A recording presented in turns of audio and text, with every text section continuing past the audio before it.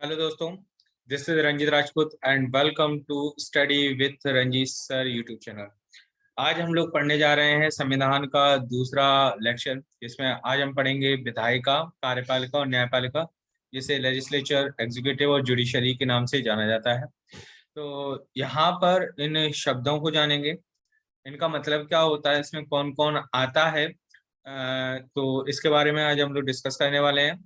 अगर ये वीडियो अच्छी लगे तो लाइक कीजिएगा, शेयर कीजिएगा, कमेंट करके बताइए कि आपको वीडियो कैसी लगी और क्या आप लोगों को पॉलिटी में कौन सा टॉपिक सबसे ज्यादा परेशान करता है, या कोई भी ऐसी चीज जो आपको समझ नहीं आती, या आप क्वेश्चन पूछ सकते हैं मुझसे। आपको मेरे टेलीग्राम चैनल का लिंक इस वीडियो के डिस्क्रिप्शन में मिल जाएगा, जहां से आपको इसकी पीडीएफ भी प्रोवाइड की जाएगी। ठीक है, एंड मेरे चैनल को सब्सक्राइब जरूर कीजिएगा। नाउ स्टार्ट करते हैं हम लोग आज का क्लास। तो चलिए, पहला क्वेश्चन जो हम देखते हैं, सबसे पहले बात की जाएगी विधायिका के ऊपर, फिर कार्यपालिका के ऊपर, फिर न्यायपालिका के ऊपर, क्योंकि ये तीन व्यवस्थाएं हैं जो हमारे देश में चलती हैं। इन्हीं तीन व्यवस्थाओं के अंतर्गत हमारे पूरे देश की सरकार, हमारे देश का न्यायपालिका और हमारे देश के जो कानून बनाने की व्यवस्था है वो सभी इन्हीं के अंतर्गत आती हैं। अब जैसे कहा जाए कि संसद किसके अंतर्गत आता है या न्यायालय किसके अंतर्गत, न्यायालय तो न्यायपालिका के अंतर्गत आता है, आप नाम से समझ सकते हैं। लेकिन अब जैसे क्वेश्चन एग्जाम में आता है कि भाई राष्ट्रपति किसका सदस्य है, निम्न में से किसका सदस्य नहीं है या है। कोई भी क्वेश्चन आ गया, जैसे विधायिका का सदस्य है, कार्यपालिका का सदस्य है, क्या न्यायपालिका का सदस्य है। ऐसे कई क्वेश्चंस हैं जो आपके पूछे जाते हैं।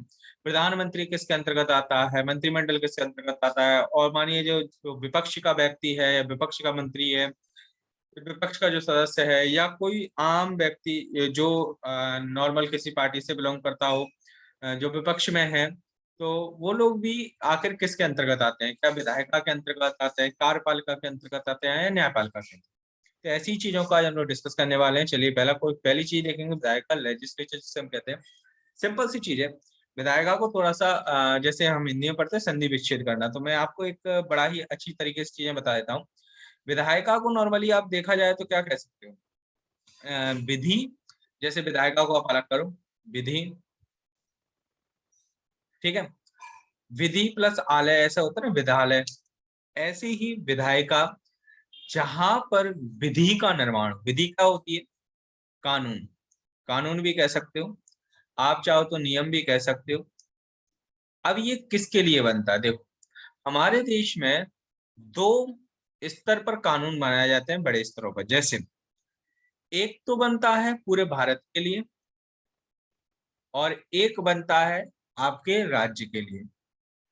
अब देखो, हमारे देश में टोटल राज्य कितने हैं, टोटल राज्य अभी वर्तमान में जब मैं वीडियो रिकॉर्ड कर रहा हूँ तो 28 राज्य हैं और 8 केंद्र शासित प्रदेश हैं, ठीक है।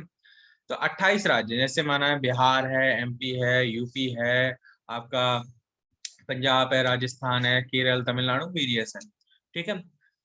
इन राज्यों में, हर किसी राज्य में सरकारें हैं।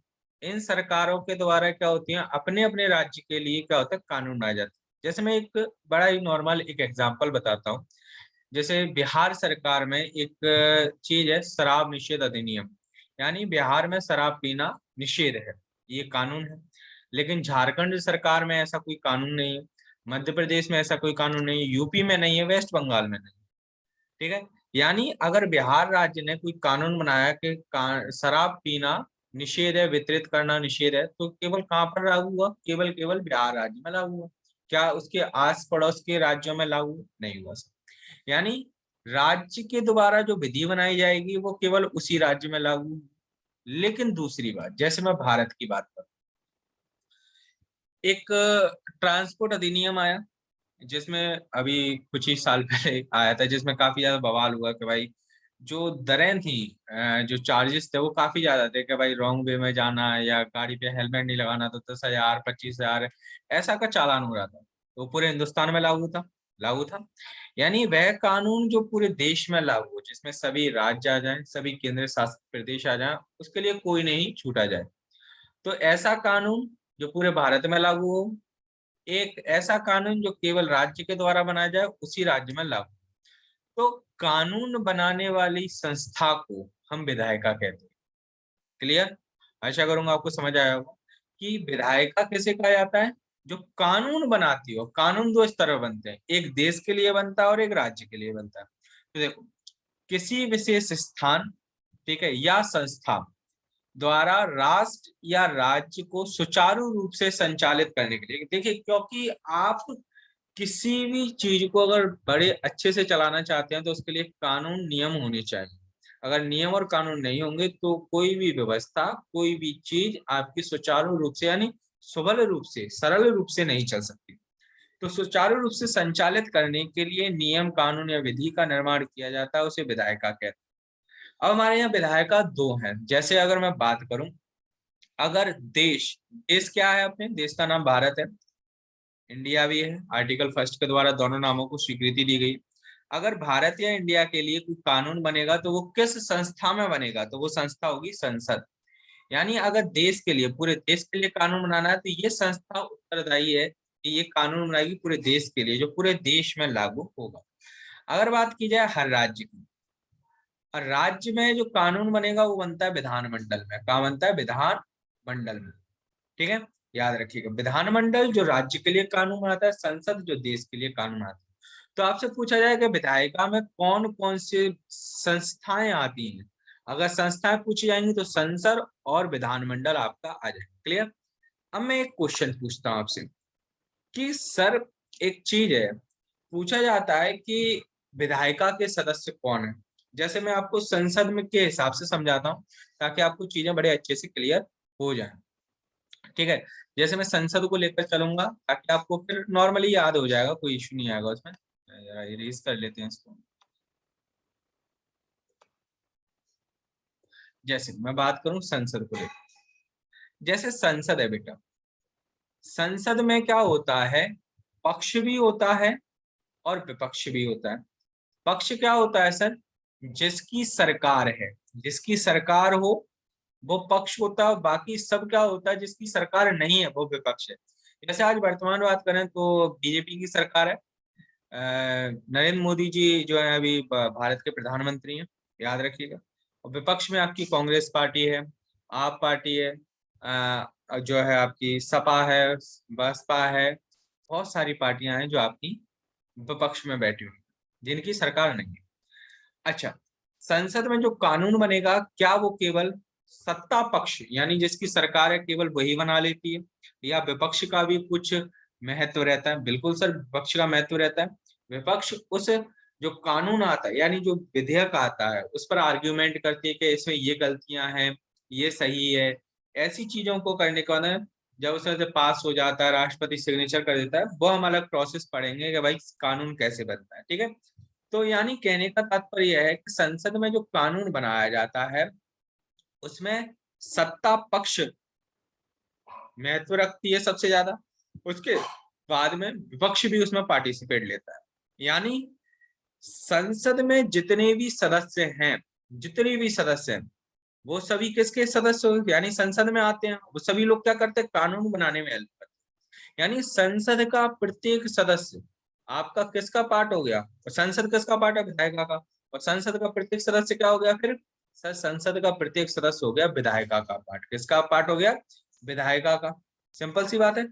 तो विधायिका के सभी, यानी इसमें कौन आता है, संसद के प्रत्येक सदस्य विधायिका के पार्ट होते हैं, यानी विधायिका के अंतर्गत आते हैं। इसी तरीके से हम राज्यों में चलें तो देखिए विधानमंडल, विधानमंडल में भी बेटा सत्ता पक्ष होता है राज्य में। जैसे अगर मैं बात करूं बिहार सरकार को ले लें तो अभी एनडीए की सरकार है जिसमें आपका नीतीश कुमार जी कौन है, मुख्यमंत्री, और विपक्ष है। फिर उसके बाद में क्या है, विपक्ष है, सत्ता पक्ष है और विपक्ष है। तो सिंपल सी बात है सर, अगर बिहार के लिए कोई कानून बनाया जाएगा तो उसमें से सत्ता पक्ष यानी नीतीश कुमार जी की जो पार्टी है वो भी पार्टिसिपेट करेगी, और जो विपक्ष के लोग हैं वो भी पार्टिसिपेट करेंगे। यानी विधानमंडल का प्रत्येक सदस्य राज्य की विधायिका के अंतर्गत आता है। आशा करूंगा आपको समझ में आ गया होगा कि विधायिका के अंतर्गत कौन आता है, संसद और विधानमंडल। संसद के सभी सदस्य और विधानमंडल के सभी सदस्य इसमें शामिल होते हैं। अगर समझ आया हो तो प्लीज इसको शेयर जरूर कीजिएगा। जैसे मैंने यहाँ लिख दिया है, संसद में अगर कोई कानून बनेगा तो वो भारत के लिए बनेगा, और विधानमंडल में कोई कानून बनेगा तो वो राज्य के लिए बनेगा। 28 राज्य हैं, 28 के 28 विधानमंडल और भी हैं। ठीक है, वो मैं आगे आपको एक्सप्लेन करूंगा कि 31 जैसे विधानमंडल क्यों है हमारे देश में, 28 राज्य होते 31 विधानमंडल क्यों है, वो मैं आपको एक्सप्लेन करूंगा आगे। अब यहाँ देखिए, इसके सदस्यों में संसद के सभी सदस्य आते हैं, जैसे मैंने लिख के रखा, तथा राज्यों में सभी विधायक, यानी जो विधानमंडल होता है उसके सभी सदस्य आते हैं। क्लियर? आगे बढ़ते हैं, अब बात करते हैं कार्यपालिका। कार्यपालिका क्या है, जैसे मैं एग्जाम्पल बता, विधायिका क्या करती है, विधायिका कानून बनाती है। कानून बनाती है, जैसे मैंने माना कि संसद में एक कानून बना, क्या बना, संसद में एक कानून बना, बना क्या बना कि भैया अगर कोई मर्डर कर देता है यानी खून कर देता है तो उसको 7 वर्ष का, हमने एग्जाम्पल मान लिया है, ठीक है, ऐसा मत समझिएगा, मैं बता रहा हूँ क्योंकि काफी चीजें होती हैं। 7 वर्ष की सजा है, ठीक है, किसी का मर्डर करने पर संसद में काम लगा, अगर किसी ने मर्डर किया है तो उसको 7 वर्ष की सजा मिले, ठीक है सर। ये कानून बनाया किसने, विधायिका ने। अच्छा मुझे बताओ कि क्या कोई जैसे मानो हम बात करें कांग्रेस पार्टी की, अभी एग्जांपल ले लिया, क्योंकि वर्तमान में कांग्रेस विपक्ष में है। कांग्रेस पार्टी ने विधा यानी कानून बनाने में तो मदद करी, लेकिन मानो जैसे किसी ने मर्डर कर दिया, जैसे ये व्यक्ति है, इसने किसी का मर्डर कर दिया, तो इस व्यक्ति को पकड़ने के लिए क्या विपक्ष के लोग आएंगे? नहीं आएंगे। क्या कोई मंत्री आएगा? नहीं आएगा सर। लेकिन सर मतलब क्या होता है कार्यपालिका, कि ये जो कानून है आखिर ये लागू भी तो होगा। बनाना काम तो विधायिका का है, लेकिन लागू करना वो किसका काम है, वो काम है कार्यपालिका का। किसका काम है भैया, कार्यपालिका का। किसका काम है, कार्यपालिका। यानी जो कानून विधायिका बनाएगी उनको लागू करने का काम किसका है, कार्यपालिका का है। आप देख रहे होंगे कार्यपालिका का मतलब ही होता है काम करना, करने वाला। तो लागू को, जो कानून है उनको लागू करने वाले को हम लोग एग्जीक्यूटिव कहते हैं। अब विधायिका द्वारा बनाए गए नियम और विधि को सुचारू रूप से लागू करने और संचालित करने का दायित्व किसका होता है, आपका कार्यपालिका का होता है। अब देखो जैसे मैं आपको संसद बता रहा हूँ, तो संसद में एक चीज बताता हूँ नॉर्मली, अभी बता देता हूँ। जैसे संसद में 2 सदन होते हैं, एक लोकसभा एक राज्यसभा, ठीक है। लोकसभा में कोई बिल आया, एग्जाम्पल मान लिया लोकसभा में बिल आया, यहाँ से पास हुआ, फिर कहाँ गया, राज्यसभा में पास हुआ, बन गया कानून। क्या बन गया, कानून। लेकिन ये कानून तब तक लागू नहीं होगा जब तक राष्ट्रपति उस पर सिग्नेचर नहीं कर देते। राष्ट्रपति जब इस पर सिग्नेचर कर देंगे, हस्ताक्षर कर देंगे, तो ये हमारे देश में लागू हो जाएगा। विदाउट क्या हो जाएगा आपका, राष्ट्रपति के सिग्नेचर के कोई भी कानून देश में लागू नहीं हो सकता, ठीक है। यानी कर्ता धर्ता कौन हो गया, राष्ट्रपति। अगर ये सिग्नेचर नहीं करते तो कानून बन जरूर जाएगा, लागू नहीं होगा। और लागू करा है अगर राष्ट्रपति ने, तो कौन हो गया, कार्यपालिका में आ गए। आगे कि नहीं आ गए, तो याद रखिएगा। तो अगर केंद्र में यानी संसद में पूछा जाए या केंद्र सरकार में पूछा जाए कार्यपालिका में कौन आता है, तो राष्ट्रपति आते हैं, प्रधानमंत्री आते हैं और उनका मंत्रिमंडल आता है। क्योंकि जैसे मैं एग्जांपल लूं, अभी एनडीए की सरकार है, कहां पर, केंद्र में। तो 303 सीटें हैं जो खुद बीजेपी की हैं, और बाकी 353 के समथिंग समथिंग शायद अपना जो है अपना एनडीए का है, जिसमें और भी पार्टियां सम्मिलित हैं। तो क्या नरेंद्र मोदी जी के साथ साथ में 303 लोग या 353 लोग मंत्रिमंडल में आते हैं? नहीं सर, सबको तो मंत्री नहीं बनाया गया, कुछ लोगों को बनाया गया। जो मंत्रिमंडल है स्पेशली वो कार्यपालिका में, बाकी जितने भी सदस्य हैं, भले ही वो बीजेपी के हों चाहे विपक्ष के हों, वो विधायिका में, क्योंकि वो कानून बनाने में सहयोग देते हैं। लेकिन लागू करने में सहयोग कौन करता है, मंत्रिमंडल। राष्ट्रपति है, प्रधानमंत्री है, मंत्रिमंडल है, और केंद्र के यानी जो केंद्र सरकार के जितने भी अधिकारी है, जस्ट लाइक सीएजी, महान्यायवादी, जो आपने सुना होगा, अटॉर्नी जनरल ऑफ इंडिया जिसे हम कहते हैं, तो वो सभी लोग जितने भी अधिकारी आएंगे वो सब क्या आएंगे, आपके इसके अंतर्गत आते हैं। क्या आते हैं, आपके केंद्र के जो कार्यपालिका है उसके अंतर्गत आते हैं। इसी तरीके से राज्य में देखा जाए तो राज्यपाल, मुख्यमंत्री और मुख्यमंत्री का मंत्रिमंडल तथा राज्य के अधिकारी शामिल होते हैं, ये कार्यपालिका में आपके आते हैं। क्लियर? अब बात करते हैं न्यायपालिका। क्या बात करते हैं, न्यायपालिका, जिसे जुडिशरी कहते हैं। न्यायपालिका से तो आपको समझ में ही आ रहा हो क्या हो। अच्छा, न्यायपालिका, जैसे मैं बात करूं सुप्रीम कोर्ट, मैं एससी लिख देता हूं, सुप्रीम कोर्ट को, हाई कोर्ट को एचसी लिख देता हूं, तो शायद किसी को कंफ्यूजन ना हो। अच्छा, सुप्रीम कोर्ट, जैसे मानो ये मैं हूं, एग्जाम्पल मान लिया मैं हूं, मेरे ऊपर कोई आरोप लगा है, क्या लगा है, कोई आरोप लगा है, जैसे मानो मैंने मेरे पे ऊपर लगाया कि इसने खून किया है, क्या किया, खून किया है, ठीक है। सुप्रीम कोर्ट में या हाई कोर्ट कहीं पे भी मेरा केस चला, तो क्या सुप्रीम कोर्ट बिना मेरी जांच पड़ताल के या बिना मेरी गवाही के क्या मुझे सजा दे देगा? जैसे मैं सीधा आया, कोर्ट में पेश हुआ, कहा ये शकल से ही ऐसा लग रहा है, इसको टांग दिया जाए फांसी पर, ऐसा होता है, या 7 वर्ष की सजा दे दी जाए, ऐसा तो नहीं होगा। सुप्रीम कोर्ट में केस चलता है, पूरी जांच पड़ताल होती है, यानी सुप्रीम कोर्ट मेरे पे आरोप लगा है। अब मानो मैं जैसे आपको अभी क्लास पढ़ा रहा हूँ, ठीक है, अब मेरे ऊपर किसी ने मेरे खिलाफ FIR कर दी कि इन्होंने मर्डर किया है, तो क्या पॉसिबल है? मैं अभी तो सबूत दूंगा भाई, इस टाइम पे मैं क्या कर रहा था, अपना क्लास बना रहा था। तो सुप्रीम कोर्ट देखेगा या हाई कोर्ट देखेगा उस चीज को, यार ये तो गलत है, तो मुझे निर्दोष सिद्ध कर देगा। अगर मैंने मर्डर किया होगा तो मुझे दोषी सिद्ध कर देगा। यानी जो न्यायपालिका है, न्यायपालिका जो है वो क्या करती है, ये करती है कि व्यक्ति दोषी है या नहीं है, इसका पता लगाती है। अगर दोषी नहीं है तो उसको बाइज्जत बरी कर देती है, अगर दोषी है तो उसको सजा दी जाती है। अच्छा, सजा कैसे दी जाएगी? जैसे मैंने खून किया, तो खून करने पर सुप्रीम कोर्ट क्या अपने मन से सजा दे देगा? 10 साल की सजा है, 50 साल की सजा है, उम्र कैद है, फांसी की सजा है? नहीं। तो सर, खून करने पर एक कानून बना होगा, क्या बना होगा, कानून बना होगा कि अगर कोई व्यक्ति खून करता है, मर्डर करता है, तो उसको यह सजा है। तो ये कानून बना है, क्या सुप्रीम कोर्ट ने बनाया कानून? नहीं सर। किस कानून बनाने का अधिकार किसका? विधायिका का। यानी जो विधायिका कानून बनाएगी, विधायिका जो कानून बनाएगी, अगर उसको तोड़ा जाए, यानी उसका उल्लंघन किया जाए, तो अब कुछ लोग सच में उल्लंघन करते हैं, कुछ लोगों पर आरोप लगते हैं, तो इसका निर्णय कौन करेगा? सुप्रीम कोर्ट करेगा। अगर ये कानून है जो विधायिका ने बनाया, अगर ये तोड़ा गया, तो इसका न्याय निर्णय कौन करेगा? सुप्रीम कोर्ट या हाई कोर्ट, यानी न्यायपालिका करेगी। कोई भी, जैसे सिविल न्यायालय, सत्र न्यायालय, बहुत सारे होते हैं, ठीक है। तो ये समझ में आ गया, आशा करूंगा आपको क्लियर होगा। आगे बढ़ते, तो विधायिका द्वारा, मैंने यहाँ पर लिखा हुआ है, विधायिका द्वारा बनाए गए किसी नियम या विधि का उल्लंघन करने पर उस व्यक्ति को दंड देने का कार्य न्यायपालिका के द्वारा किया जाए। न्यायपालिका में कौन होता है? जैसे देश में सबसे बड़ी संस्था या सबसे बड़ी न्यायपालिका कौन है? उच्चतम न्यायालय।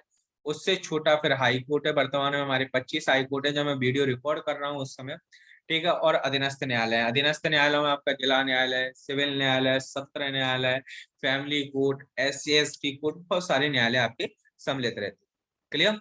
आशा करूंगा आपको ये क्लियर हो गया होगा, कोई दिक्कत नहीं आई होगी।